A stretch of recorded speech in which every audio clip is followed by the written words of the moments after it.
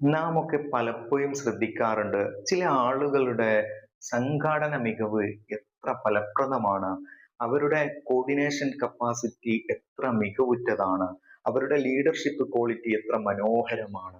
അവരൊരുപാട് training ക്ലാസ്സുകളോ ഒരുപാട് അറിവുള്ളവരോ ഒന്നും ആയിരിക്കണമെന്നില്ല. അവരുടെ മറ്റുള്ളവരെ ഇൻഫ്ലുവൻസ് ചെയ്യാനുള്ള ആ ഒരു കഴിവ്, വീട്ടിലായാലും ഇനി ജോലിയിലായാലും ബിസിനസ്സിലായാലും അവരുടെ എഡ്യൂക്കേഷനിലായാലും കളിയിലായാലും അതുപോലെ തന്നെ ടൂറൊക്കെ സംഘടിപ്പിക്കുന്നതിലായാലും അവർക്കുണ്ടാവുന്ന ആ ഒരു പ്രത്യേക ക്വാളിറ്റി.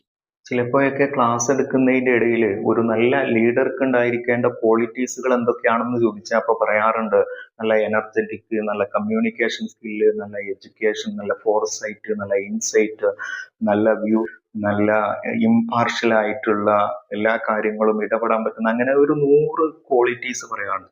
ഒരു പക്ഷെ ഈ ക്വാളിറ്റീസുകളൊന്നും ഒരു ലീഡർക്ക് ഇല്ലെങ്കിലും ഈ ക്വാളിറ്റീസുകളൊക്കെ ഉള്ള തന്റെ ഗ്രൂപ്പിലുള്ള മെമ്പർമാരെ തിരിച്ചറിയാനുള്ള ഒരു കപ്പാസിറ്റി ആ ലീഡർക്ക് ഉണ്ടായിരിക്കണം. Is the ability of a person to influence others എന്നാണ്. മറ്റുള്ളവരെയൊക്കെ ഇൻഫ്ലുവൻസ് ചെയ്യാനുള്ള കഴിവുണ്ടെങ്കിൽ നമുക്കും ഒരു നല്ല ലീഡറായിട്ട് മാറാം.